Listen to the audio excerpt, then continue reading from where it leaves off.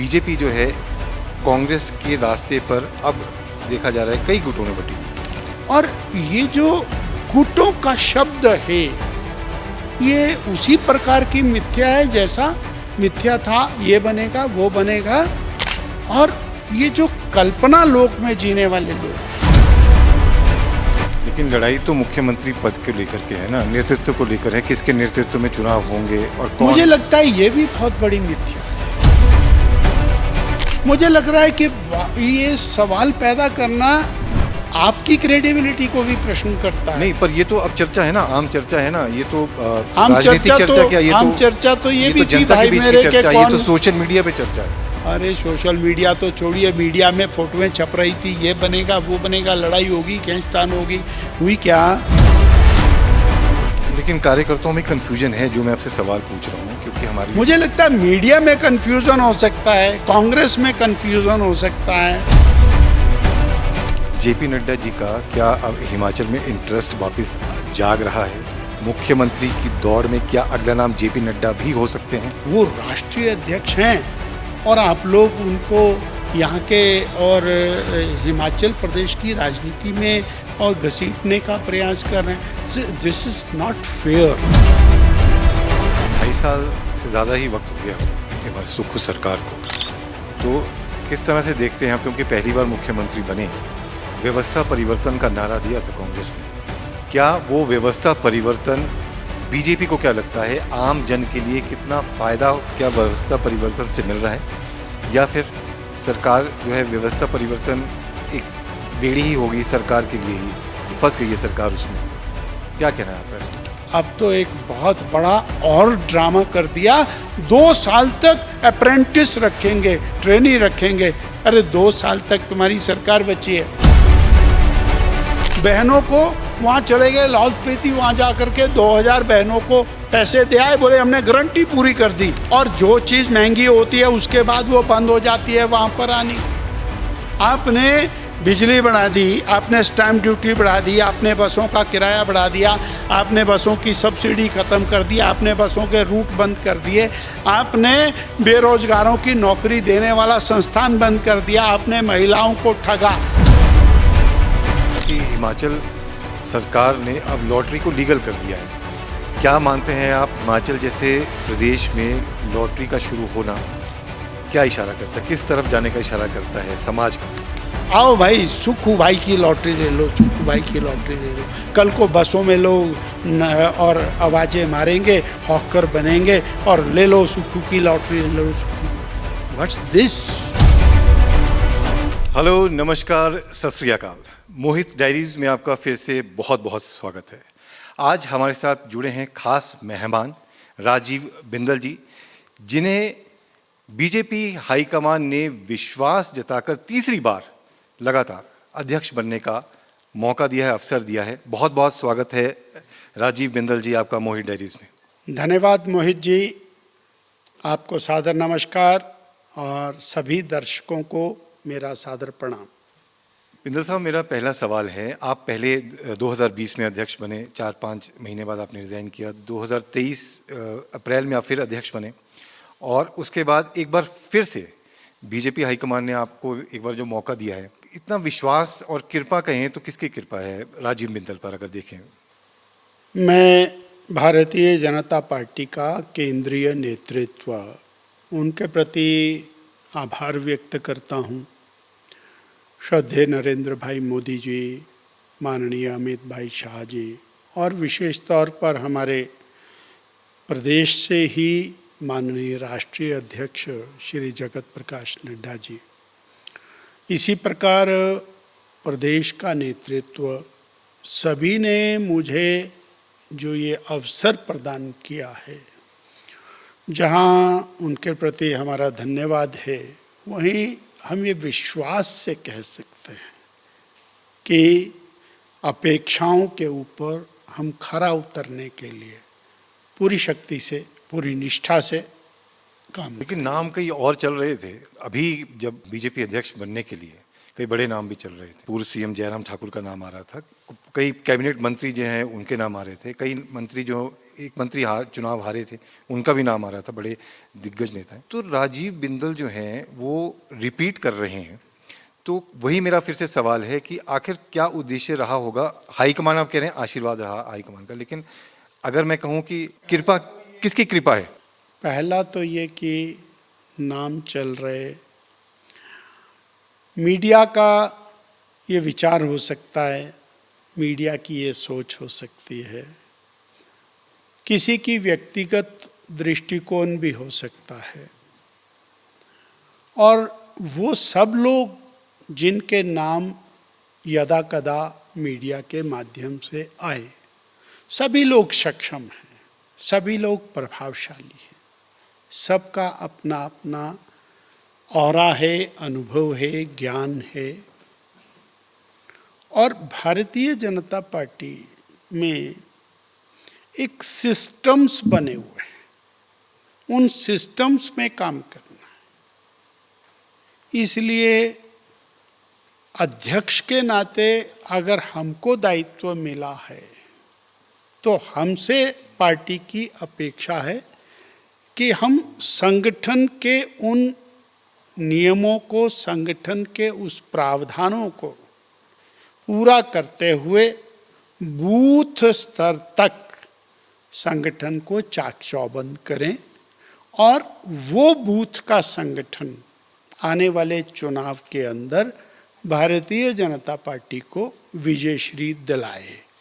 क्या एक ये भी कारण है कि राजीव बिंदल को शुरू से ही बीजेपी में, हिमाचल बीजेपी में आपको कहा जाता है बेस्ट मैनेजर, यानी आप मैनेजमेंट बहुत अच्छी करते हैं और इंटरनल मैनेजमेंट जो है वो बहुत अच्छी करते हैं। बड़े बड़े जो कार्यक्रम होते थे वो भी आपके सुपुर्द होते थे। तो क्या एक ये भी दृष्टिकोण हो सकता है नेतृत्व का? मेरा मानना ये है कि निरंतर कार्य करना, संगठन हित में कार्य करना, और संगठन को हम पूरी तरह से वैचारिक आधार के ऊपर खड़ा करें, इस दृष्टिकोण को लेकर के और भारतीय जनता पार्टी काम करेगी, ऐसा हमारा मत। लेकिन ये बात भी स्पष्ट है ही है कि बेशक संगठन जो है वो हिमाचल प्रदेश में भारतीय जनता पार्टी की है, लेकिन अब ये एक ट्रेंड बन चुका है कि अगर कोई फैसला होगा या चलती होगी तो जो केंद्रीय नेतृत्व है वहीं से जो आदेश होगा वही लागू करना पड़ेगा। भारतीय जनता पार्टी के निर्णय वो समन्वय के आधार पर होते हैं और कभी भी एकांगी नहीं होते। बूथ का कार्यकर्ता उसका विचार भी, मंडल का पदाधिकारी उसका विचार भी, जिले के पदाधिकारी का विचार भी, और प्रदेश और हमारे जो समर्थक लोग हैं उनका विचार भी समाहित होता है। अनेक प्लेटफॉर्म के ऊपर उसकी चर्चा होती है और निर्णय हमारा मंडल का अध्यक्ष भी करता है, जिले का अध्यक्ष भी करता है, प्रदेश का अध्यक्ष भी करता है, और राष्ट्रीय नेतृत्व जहां उनको लगता है कि हमें प्रदेश का मार्गदर्शन करने की आवश्यकता है तो उनका मार्गदर्शन सर्वोपरि है। यहाँ पर बीजेपी जो है कांग्रेस के रास्ते पर अब देखा जा रहा है कई गुटों में बटी हुई है। ऐसे में आप कह रहे हैं कि संगठन को हम और मजबूत बनाएंगे, तो क्या रणनीति रहेगी राजीव बिंदल जी? पहली बात आपकी बहुत अच्छी है कि 2 साल, सवा 2 साल के बाद चुनाव है और हम उस रणनीति पर काम करेंगे। भारतीय जनता पार्टी प्रदेश में सत्ता में आए और जो 2.5-3 साल से बेड़ा गर्क सरकार चल रही है उसको बदलकर पुनः दोबारा से एक विकास करने वाली सरकार को लेके आए। जैसा आपने पहले कहा कि बहुत सारे नाम चल रहे थे अध्यक्ष के लिए, वो भी एक मिथ्या थी, वो भी एक क्रिएशन थी, वो भी एक भ्रम था। ऐसा ही मिथ्या, ऐसा ही भ्रम, ऐसा ही और विकृत दृष्टिकोण गुटों वाला भी है। माननीय धूमल जी भारतीय जनता पार्टी के वरिष्ठ नेता, माननीय शांता कुमार जी भारतीय जनता पार्टी के वरिष्ठ नेता, उनका आशीर्वाद लेकर के हम लोग उनका मार्गदर्शन लेकर आगे बढ़ते हैं। माननीय जगत प्रकाश नड्डा जी राष्ट्रीय अध्यक्ष हैं, is one of the top most leader of India. उनका मार्गदर्शन आशीर्वाद लेकर भारतीय जनता पार्टी हिमाचल प्रदेश आगे बढ़ती है। और जयराम ठाकुर जी हमारे नेता हैं, माननीय पूर्व मुख्यमंत्री हैं, नेता प्रतिपक्ष हैं। हम लोग सब लोग मिलकर एक ही लक्ष्य लेकर के चले हैं, हिमाचल की भलाई, हिमाचल की बहबूदी, उसके लिए भारतीय जनता पार्टी की सरकार का गठन। और ये जो गुटों का शब्द है, ये उसी प्रकार की मिथ्या है जैसा मिथ्या था, ये बनेगा वो बनेगा। और ये जो कल्पना लोक में जीने वाले लोग हैं, मेरा कहना है कि वो अपने मिथ्या में भ्रम में रहेंगे। कांग्रेस पार्टी भी ऐसे भ्रम में रहेगी, माननीय मुख्यमंत्री जी भी ऐसे भ्रम में रहेंगे, और बीजेपी आकर के ठीक ठाक काम कर जाएगी, नजर नहीं आएगी कांग्रेस। और भारतीय जनता पार्टी करेगी, कोई गुट नहीं करेगा, कोई व्यक्ति नहीं करेगा। ये भारतीय जनता पार्टी की विशेषता है।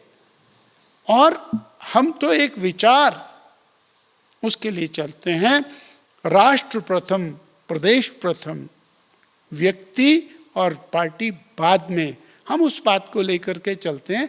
इसलिए ये धारणा, ये कल्पना, ये सोच निर्मूल है। ये काल्पनिक लोक की जो गाथा है, ये नजर आ जाएगी। लेकिन लड़ाई तो मुख्यमंत्री पद को लेकर के है ना, नेतृत्व को लेकर है, किसके नेतृत्व में चुनाव होंगे और कौन। मुझे लगता है ये भी बहुत बड़ी मिथ्या है। और आप तो बहुत इंटेलिजेंट मीडिया के साथी हैं।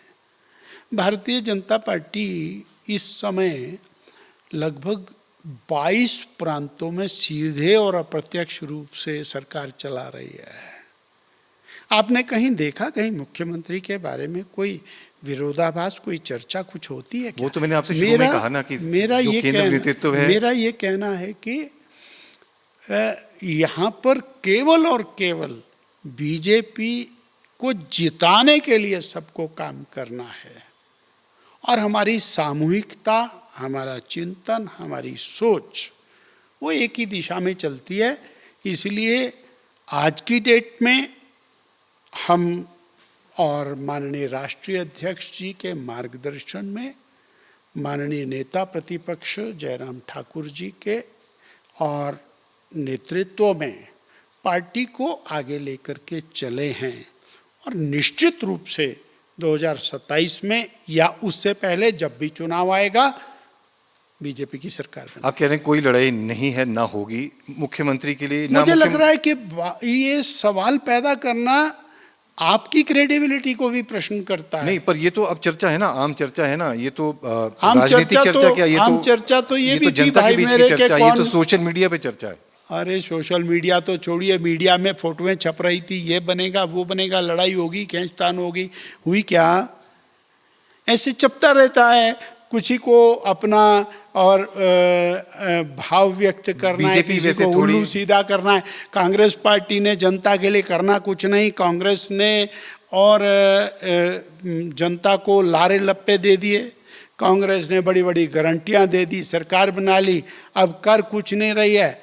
तो बीजेपी की तरफ को इशारा कर रहे हैं। मेरा एक कहना है, इसमें मैं आऊंगा जो कांग्रेस के आप पूछते हैं, इस पे मैं वो अगर ये कहते हैं कि बीजेपी के अंदर ऐसा है वैसा है, अरे भाई क्यों नहीं तुम अपने और मंडल बना लेते? महीनों हो गए, एक अध्यक्ष है, उसके नीचे कुछ नहीं है, ना उसके पास महामंत्री है, ना मंत्री है, ना प्रदेश का कोई पदाधिकारी है। अरे ऐसी पार्टी, मैं कहता हूं छाछ तो बोले, छलनी भी बोले, जिसमें 100 छेद। ये आपने कहा कि चलिए इस पे भी हमारे 8,009 पोलिंग बूथ हैं हिमाचल में, जिसमें से 7,750 पोलिंग बूथों पर हमारी इकाई का गठन है। और वो सभी सक्रिय हैं। ये है भाजपा। वो बूथ पर भाजपा बसती है, नेता में भाजपा नहीं बसती। लेकिन कार्यकर्ताओं में कंफ्यूजन है, जो मैं आपसे सवाल पूछ रहा हूँ, क्योंकि हमारी मुझे लगता है मीडिया में कंफ्यूजन हो सकता है, कांग्रेस में कंफ्यूजन हो सकता है, पर कार्यकर्ताओं में कोई कंफ्यूजन नहीं। मतलब आप कह रहे हैं कि वही नेतृत्व कंटिन्यू करेगा जो अभी चल रहा भारतीय है। जनता पार्टी के नेतृत्व की समस्या ही कोई नहीं है, प्रदेश ना में। है, ना होगी, प्रदेश ना में। प्रदेश में होगी, ना देश में होगी, कहीं नहीं होगी। भाजपा केवल और केवल राष्ट्र हित में, राष्ट्र कल्याण में काम करती है। इसलिए हम उस लक्ष्य को लेकर चले हैं कि हिमाचल का भारी नुकसान कांग्रेस पार्टी ने कर दिया है, कांग्रेस की सरकार ने कर दिया है। हम जनता के हित में बीजेपी की सरकार बनाने के लिए अब निकल पड़े। ठीक है। जेपी नड्डा जी हिमाचल से ताल्लुक़ रखते हैं, लेकिन अब लगातार जो सक्रिय नज़र आ रहे हैं। उन्होंने धूमल जी से भी मुलाकात की थी, शांता कुमार जी से भी मुलाकात की थी। कहानी क्या है इसके पीछे की? मुझे लगता है कि फिर दोबारा भ्रमित हो जाते हैं लोग। कौन सा ऐसा समय है कि माननीय जेपी नड्डा जी हिमाचल ना आए? 1 जून में आपने बताया 2023 में मुझे अध्यक्ष बनाया गया और मई में मैं अध्यक्ष बना, और 1 जून से माननीय नड्डा जी के प्रवास शुरू हुए। 8 जून को वो नूरपुर आए, 12 तारीख को वो हमीरपुर आए, 14 तारीख को वो कुल्लू आए, और उस जून से लेके अगले जून तक पार्लियामेंट का चुनाव हुआ, और उस दौरान उनकी 68 यात्राएं हुई, 68 टूर्स। तो सक्रियता उस समय ज़्यादा थी, आज ज़्यादा है। और माननीय धूमल जी के पास जाना, मुझे लेकर के जाना, मुझे लेकर और शांता जी के पास जाना, ये एक बहुत बड़े और आने वाले समय में बीजेपी को मजबूत करने की रणनीति का एक पार्ट है। पर मैंने आपको पूछा इसके पीछे की कहानी क्या है? अगर क्योंकि हमारे वरिष्ठ नेता है, उनका आशीर्वाद लेना, उनका मार्गदर्शन लेना, ये हमारा और दायित्व है। और बड़प्पन देखिए नड्डा जी का, कि मैं पिछली बार अकेला गया था, इस बार माननीय नड्डा जी मुझे लेकर के गए हैं। सो मुझे और भारतीय जनता पार्टी को एक नई दिशा देते हुए और पुराने अनुभवों को आत्मसात करते हुए भाजपा को आगे बढ़ाने की दृष्टि से हम आगे चल रहे हैं। ये और बीजेपी है, ये चलती रहेगी। ये कांग्रेस पार्टी नहीं है जो जिसके कोई अर्थ का अनर्थ। कांग्रेस पार्टी पर मैं आऊँगा इन सवालों के बाद, लेकिन चर्चा एक और है। जेपी नड्डा जी का क्या अब हिमाचल में इंटरेस्ट वापस जाग रहा है? मुख्यमंत्री की दौड़ में क्या अगला नाम जेपी नड्डा भी हो सकते हैं? मुझे लगता है कि शायद आप लोग इस प्रकार के भ्रम में क्यों जी रहे हैं। एक राष्ट्रीय स्तर का नेतृत्व, अलबत्ता वो हिमाचल से हैं, हिमाचल की धरती से हैं। हिमाचल में उन्होंने विद्यार्थी जीवन से बहुत काम किया है, संघर्ष किया है। उसके बाद नेता प्रतिपक्ष का रोल अदा किया है। उसके बाद स्वास्थ्य मंत्री, फॉरेस्ट मिनिस्टर और पार्टी के विभिन्न दायित्वों का निर्वहन किया है। आज भी वो हिमाचल की बहुत गहराई से चिंता करते हैं, एक एक चीज की चिंता करते हैं। परंतु इसका अर्थ ये थोड़ी हो सकता है कि वो राष्ट्रीय अध्यक्ष हैं और आप लोग उनको यहाँ के और हिमाचल प्रदेश की राजनीति में और घसीटने का प्रयास कर रहे हैं। This is not fair. ये एक चर्चा है। और एक और चीज़ है इसमें, कहा जाता है कि जो पीएम है वो देश के राजा और जो सीएम है वो प्रदेश के राजा। वो अब सबकी राजशाही तो खत्म हो गई। हमारे प्रधानमंत्री तो देश के सेवक हैं, प्रधान सेवक हैं। हाँ, कांग्रेस के जो मुख्यमंत्री हैं वो राजा होंगे, हो सकते हैं, पहले भी राजा थे, अब भी राजा होंगे, क्योंकि अपनी मर्जी चलाते हैं। इनकी मर्जी आती है लॉटरी शुरू करते हैं, इनकी मर्जी आती है स्कूल बंद करते हैं, इनकी मर्जी आती है तो ये मुकदमे बना देते हैं। ये राजा होंगे, नड्डा जी का कोई इंटरेस्ट नहीं है। भारतीय जनता पार्टी राजा नहीं है। भारतीय जनता पार्टी का नेता समाज सेवक है और राष्ट्र सेवक है, वो प्रदेश से। तो नड्डा जी नहीं बनना चाहते सेवक मैं ये हिमाचल कहा प्रदेश में आपको जनता कि का? भारतीय जनता पार्टी में राजा नहीं होता है। पर मेरे सवाल का हम जवाब लोग दिया नहीं आपने। बड़ी स्पष्ट शब्दों में आपको कह रहे हैं कि हम लोग राष्ट्र हित के लिए काम करते हैं, व्यक्तिगत हित के लिए। आप बताना नहीं चाह रहे खुल के इस बात को अभी कि नड्डा जी मोहित जी, इससे ज्यादा स्पष्ट और क्या? आप क्या एक उस व्यक्तित्व को आज यहाँ घसीट रहे हैं? नहीं, घसीट नहीं रहे, लेकिन चर्चा जो है इट्स नॉट फेयर। हमारा तो देखिए सवाल It's पूछने not का fair. जो एक सोशल मीडिया पे चर्चा ठीक है, होती मैंने बता दी सोशल मीडिया तो आपने बना दिया, मैंने बना दिया, चलता रहेगा। आप हेल्थ मिनिस्टर भी रहे हैं और उस समय बड़े जो कह सकते हैं कि सबसे बड़ा काम था 108 एम्बुलेंस सेवा शुरू हुई थी, आपके समय में ही शुरू हुई थी। उसका नाम अटल सेवा कुछ आपने उस समय रखा था।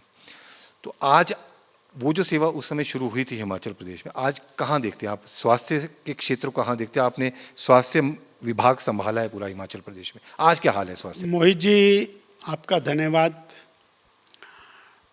2010 में 25 दिसंबर को श्रद्धेय अटल बिहारी वाजपेयी का जन्मदिन था और अटल स्वास्थ्य सेवा के नाम से शिमला के रिज से 50 एम्बुलेंसेस का एक लॉट शुरू करके वो सेवा पहली बार हिमाचल प्रदेश में शुरू हुई।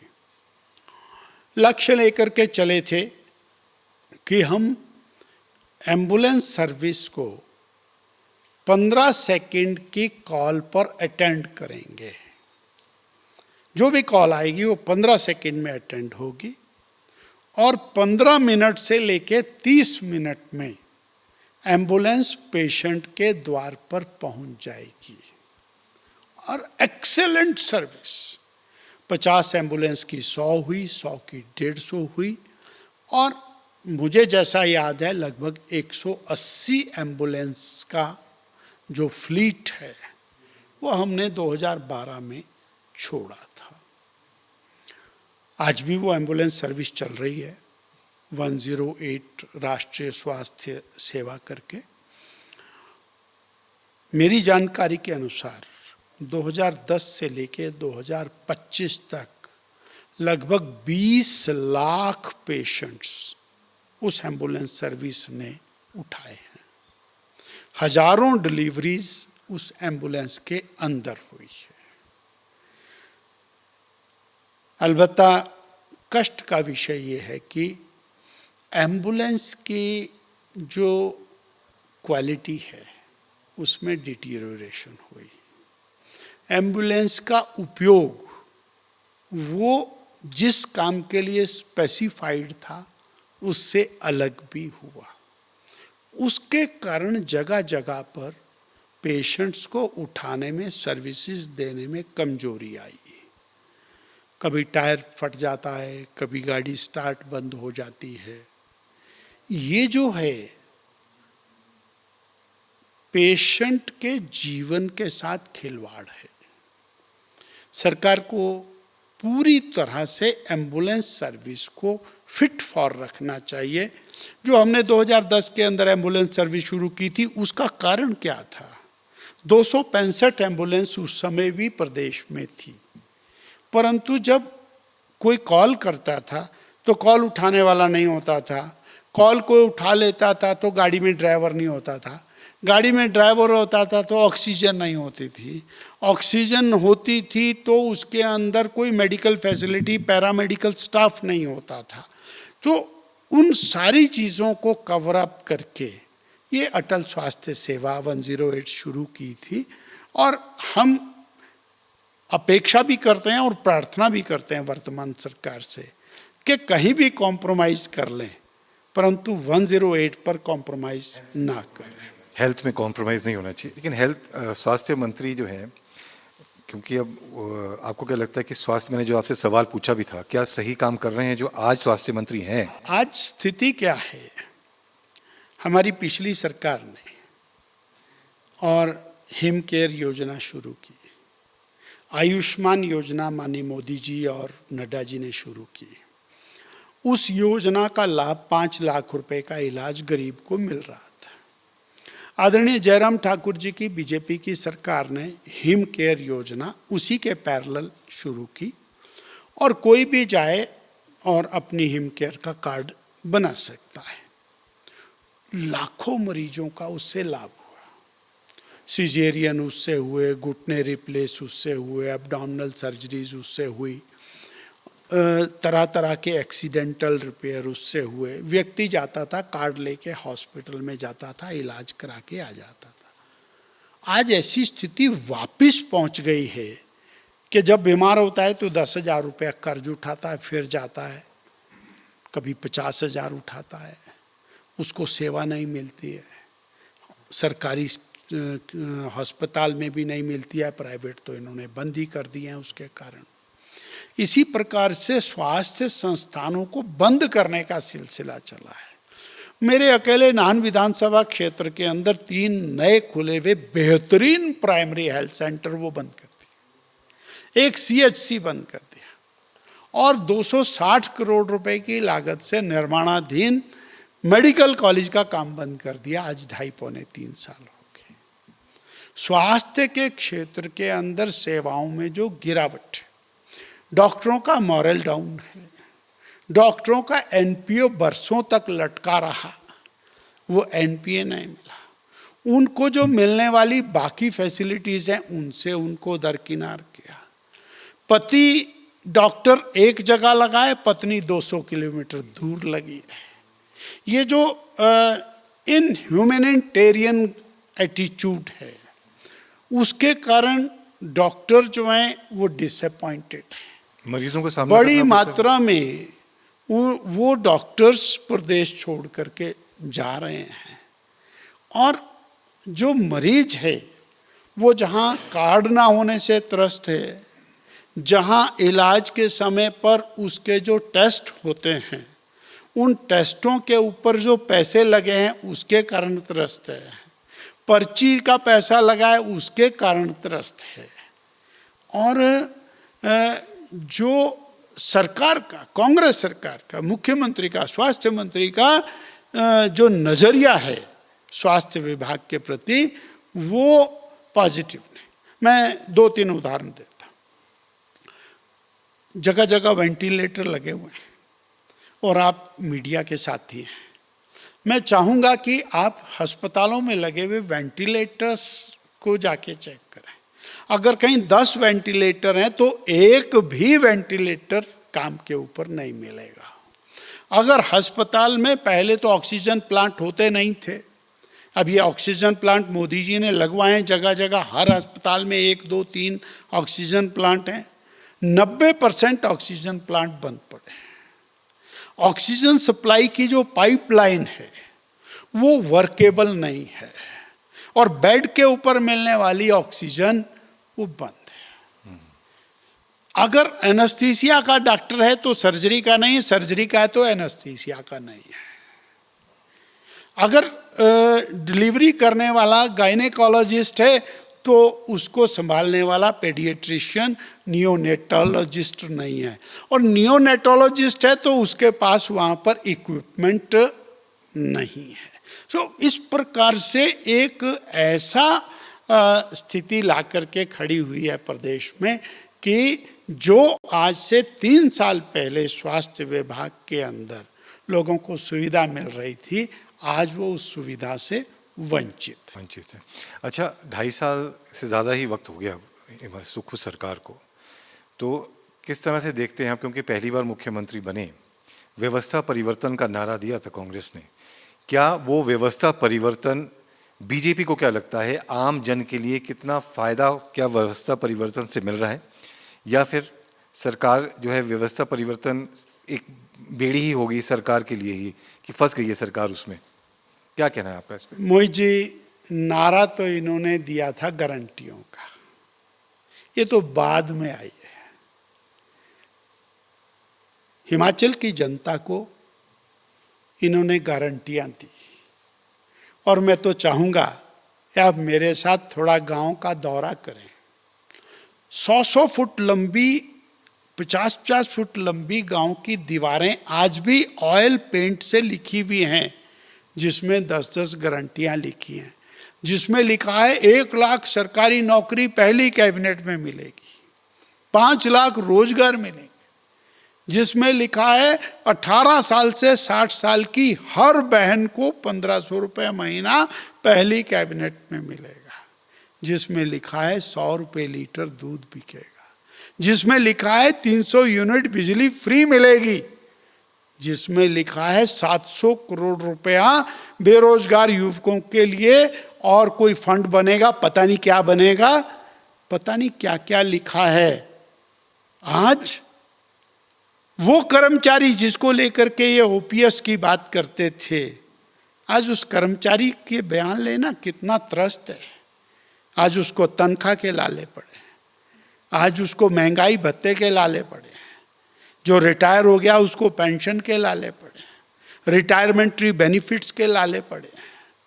वो बेरोजगार जो इस उम्मीद में लगा था, जिसने दनादन वोट डाले और सुखू भाई की सरकार बनाई, वो बेरोजगार आज बेचारा सड़कों पर उतरने से भी डर रहा है। सड़क पर उतरता है, उसी दिन उसके ऊपर मुकदमा दर्ज कर देते हैं। सैकड़ों बच्चों के ऊपर आज मुकदमे दर्ज कर दिए गए हैं। वो बेरोजगार त्रस्त है। 2.5 साल 3-3 साल हो गए लाइब्रेरियों में जाते हुए, पेपरों की तैयारी करते हुए, टेस्ट नहीं निकलते हैं। नौकरी देने वाला संस्थान बंद कर दिया, और अब तो एक बहुत बड़ा और ड्रामा कर दिया। 2 साल तक अप्रेंटिस रखेंगे, ट्रेनी रखेंगे। अरे 2 साल तक तुम्हारी सरकार बची है, उसके बाद दूसरी सरकार निपटाएगी, तुम क्या करोगे? तुम्हारे पास तो करने को कुछ नहीं है। और ये 2 साल अप्रेंटिस भी नहीं लगाने हैं इन्होंने, कुछ नहीं करना है। ये तो केवल जनता को मोहपाश में बांधना, माया जाल के अंदर बांधना। अब वो बेरोजगार त्रस्त है। बहनों को वहाँ चले गए लाहौल स्पीति, वहाँ जा करके 2000 बहनों को पैसे दे आए, बोले हमने गारंटी पूरी कर दी। 28 लाख बहनों को 1500 रुपये मिलना था, 28 लाख बहनों को आज 45-46 हजार रुपया एक एक बहन का कर्ज सुक्खू जी के ऊपर चढ़ गया हुआ है। जरा देखें, एक बार हिसाब लगा करके देखें, सरकार बिक जाएगी, उनका कर्जा नहीं दे सकते हैं।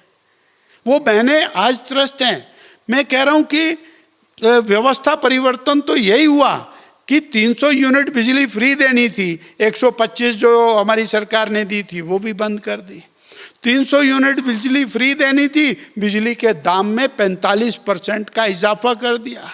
बिजली फ्री देनी थी, मेरे पास आज बिल हैं, मैं अभी बैग में से निकाल करके आपको दिखाता हूं। जिसका फ्री का बिल आता था उसका 62,000 का बिल आया है।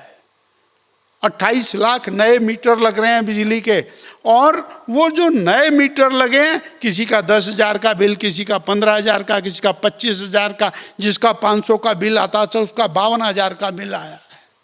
ये व्यवस्था परिवर्तन है। ये व्यवस्था परिवर्तन है कि पहले बहनों को एचआरटीसी में फ्री में जाती थी, अब उनका किराया बढ़ा दिया, फ्री बंद कर दिया, उनको मिनिमम किराया 10 रुपये कर दिया। जरा दूध का 5 लीटर का कैन रख दो तो 1 टिकट लगता है, अगर उसके अंदर ये हीटर रख दो तो उसके अंदर 1 टिकट लगता है, बाकी सामान तो खत्म हो गया। अभी 250 रूट बंद कर दिए। मैं अभी सिरमौर के रूट गिन रहा था तो 25 रूट अकेले सिरमौर के बंद कर दिए। और ये है व्यवस्था परिवर्तन। एचआरटीसी, वहाँ व्यवस्था परिवर्तन। हर रोज बस अड्डे के ऊपर नारे लगते हैं, उनको ओवर टाइम नहीं मिल रहा है, बसों कटारा हो गई हैं। बस के पीछे चलिए, कैमरा लगाइए, उसके बाद पता लगेगा कि यहाँ धुंधारी है या बस का धुआं आ रहा है। ये व्यवस्था परिवर्तन है। आपने और रजिस्ट्री की फीस बढ़ा दी, 8% से 12% कर दी, ये व्यवस्था परिवर्तन है। एक आदमी एफिडेविट फाइल करता था नौकरी के लिए, और कोई एफिडेविट बनाता था तो एफिडेविट 20 रुपये का 10 रुपये के स्टैम्प पे बनता था। 500 रुपये के स्टैम्प के ऊपर आज एफिडेविट बनता है। और स्टाम्प ड्यूटी 500% तक आपने बढ़ा दी। राशन जो मोदी जी फ्री में दे रहे हैं, वो हमारे सुखूबाई की सरकार ने दाल महंगी कर दी, राशन में खाने का तेल महंगा कर दिया, राशन के अंदर चीनी महंगी कर दी, राशन में चावल महंगा कर दिया, राशन में आटा महंगा कर दिया। और जो चीज़ महंगी होती है उसके बाद वो बंद हो जाती है वहाँ पर आनी। आपने बिजली बढ़ा दी, आपने स्टैम्प ड्यूटी बढ़ा दी, आपने बसों का किराया बढ़ा दिया, आपने बसों की सब्सिडी ख़त्म कर दी, आपने बसों के रूट बंद कर दिए, आपने बेरोजगारों की नौकरी देने वाला संस्थान बंद कर दिया, आपने महिलाओं को ठगा, आपने कोई क्षेत्र ऐसा नहीं छोड़ा। और ये व्यवस्था परिवर्तन के नाम पर सरकार के भले चंगे चलते हुए होटलों को बेचने का इंतजाम कर दिया। आपने 150 बीघा यानी 1,500 बीघा 3,000 कनाल पालमपुर विश्वविद्यालय की जमीन को प्राइवेट लोगों को देने का निर्णय कर दिया। हिमाचल के हित में नहीं किया। तो बीजेपी के पास मुद्दों की कमी लग नहीं रही है जिस तरह से आने वाले समय में मुद्दों का सवाल नहीं, हम तो जनता के हित की बात करते हैं। क्या हुआ भाई विमल नेगी को? आप बोलते हैं व्यवस्था परिवर्तन। ये व्यवस्था परिवर्तन है कि 22 साल तक और काम करने वाला चीफ इंजीनियर जो ईमानदारी के साथ काम करता है उसके ऊपर इतना भारी दबाव हो भ्रष्टाचार को लेकर के कि उसका जीवन की ही लीला समाप्त हो जाए और उसके बाद आप उनके परिवार को न्याय देने की स्थिति के अंदर नहीं है। यह है व्यवस्था परिवर्तन कि एक सुपरिटेंडेंट ऑफ पुलिस और अपने डायरेक्टर जनरल ऑफ पुलिस के खिलाफ प्रेस कॉन्फ्रेंस करता है। यह है व्यवस्था परिवर्तन। यह है व्यवस्था परिवर्तन कि एक ही मामले के अंदर 4-4 रिपोर्ट एक बार में हाई कोर्ट के अंदर दाखिल होती हैं। यह है सरकार का व्यवस्था परिवर्तन। आज हिमाचल प्रदेश भ्रष्टाचार की भट्टी के अंदर जल रहा है।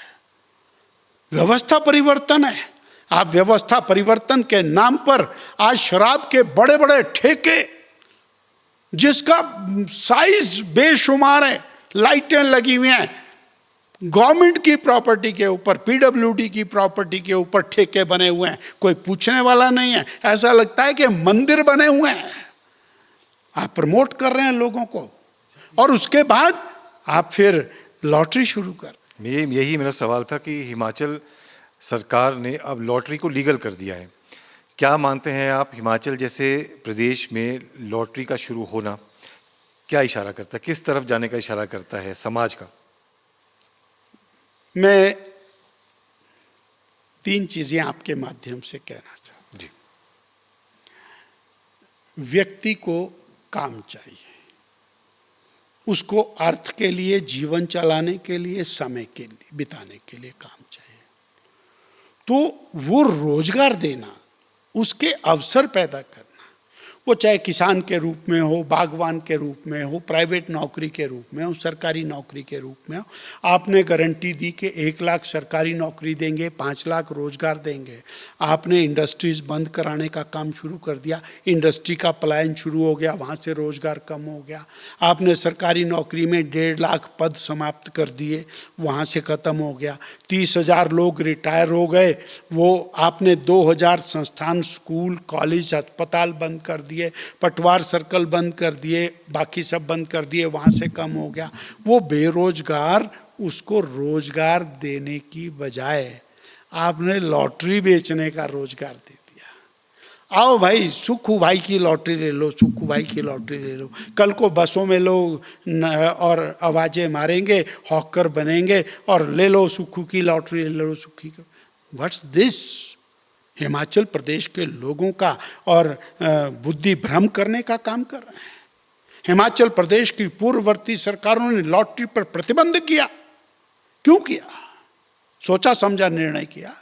हिमाचल प्रदेश का डॉक्टर देश के अंदर अव्वल डॉक्टर है। भारत के अंदर जो बेहतरीन इंजीनियर हैं वो हिमाचल प्रदेश ने दिए हैं। हिमाचल प्रदेश ने बेहतरीन एडमिनिस्ट्रेटर दिए हैं। हिमाचल प्रदेश ने बेहतरीन राजनेता दिए हैं। छोटा सा प्रदेश, आज आप उसको डिरेल करना चाहते हैं, उसकी दिशा को बदलना चाहते हैं। हमारे बच्चे आज लाइब्रेरी में बैठ करके पढ़ करके एक नया इतिहास रचना चाहते हैं। आप ये बोलते हैं क्या लॉटरी खरीदो, और लॉटरी खरीद करके करोड़पति बनने का उनको स्वप्न दिखा रहे हैं आप। पहले आपने 1 लाख सरकारी नौकरी का स्वप्न दिखाया, 5 लाख रोजगार का स्वप्न दिखाया, बहनों को आपने 28 लाख बहनों को 1500 रुपए का स्वप्न दिखाया, किसानों को 100 रुपए लीटर का दूध का स्वप्न दिखाया, 300 यूनिट बिजली फ्री का स्वप्न दिखाया। जब वो सारे सपने तोड़ दिए, अब आप लॉटरी लेकर के आ गए, आओ जी लॉटरी खरीदो, करोड़ रुपए कमाओ। आप अपने 10-20 करोड़ रुपया सरकार के कमाने के लिए 70 लाख हिमाचल प्रदेश की जनता के साथ धोखा कर रहे हैं।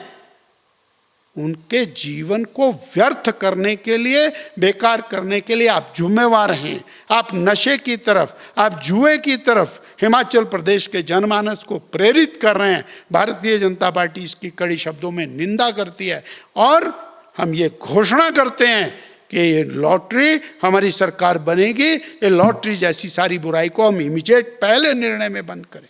जी, आप दावा करते रहते हैं, बीजेपी भी कई दावा करती है कि कांग्रेस के कुछ लीडर्स, एमएलएज अभी भी संपर्क में हैं बीजेपी के, तो क्या ये रुष्टता भारतीय जनता पार्टी जनता के दरबार में जाएगी? ये रुष्टता नजर आती है? भारतीय जनता पार्टी जनता के दरबार में जाएगी और वहां जाकर के परिवर्तन का हक मांगेगी। और जहां तक रही बात कांग्रेस के मंत्रियों की, कांग्रेस के विधायकों की, तो कोई भी संतुष्ट कैसे हो सकता है? अगर उसके यहाँ पर सड़कें बंद हो जाएं, काम ना हो, उसके यहाँ पीने का पानी बंद हो जाए, वो खुश कैसे हो सकता है? कोई भी जनप्रतिनिधि खुश नहीं हो सकता। लेकिन बीजेपी को कैसे पता है कि कांग्रेस के मंत्री और विधायक जो हैं वो अपनी सरकार में उनके काम नहीं हो रहे हैं? बीजेपी इस बात को लगातार उठाती रहती है। और भारतीय जनता पार्टी का कार्यकर्ता सजग कार्यकर्ता है भाई। आप जरा बंद कमरे में किसी भी कांग्रेस के मंत्री को बैठा लो ना, वो बताएगा कि क्या हालत है। और मैं तो कहना चाहता हूं, क्या ये सारे मंत्री लॉटरी के पक्ष में है क्या, जिन्होंने कैबिनेट में बैठ करके फैसला किया? वास्तव में किसी में हिम्मत नहीं हुई विरोध करने की। और मैं कहता हूं ये पाप करने में ये सारे मंत्री भी शामिल हैं। इनको चाहिए था कि हिमाचल के हक की बात करते, परंतु केवल अपनी गद्दी बचाने के लिए और मित्रों के आगे घुटने टेक करके बैठे हैं। अगर जो इनको लॉटरी से इतनी कमाई करनी है, खर्चा बचाए ना। पहले इन्होंने चीफ पार्लियामेंट्री सेक्रेटरीज के ऊपर धाड़ मार के खर्चा किया, अब उनके केसेस लड़ने के लिए करोड़ों रुपया सुप्रीम कोर्ट में वकीलों को दे रहे हैं। मित्रों के लिए सब कुछ है, वहां के लिए खर्चा करने के लिए सब कुछ है, परंतु पैसा ही बचाना है।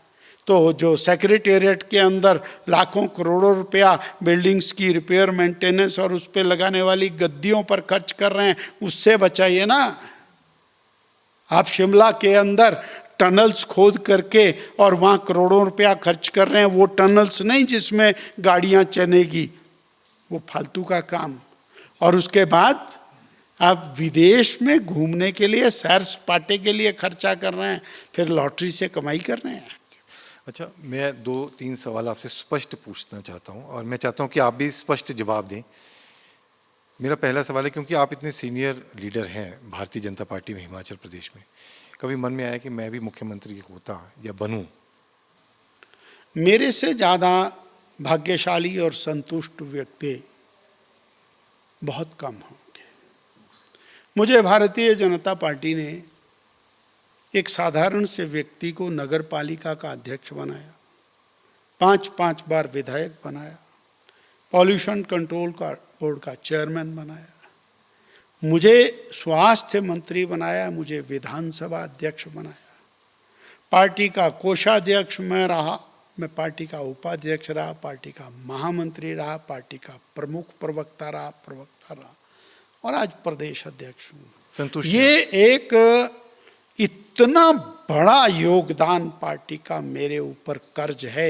मेरा दायित्व केवल और केवल इतना है कि बीजेपी की सरकार बना करके दूं, इतना काम मेरा है। और ना मैं इस दृष्टिकोण में पहले था, ना अब हूं, ना आगे हूंगा। इससे ज्यादा स्पष्ट आपको उत्तर कभी नहीं मिलेगा।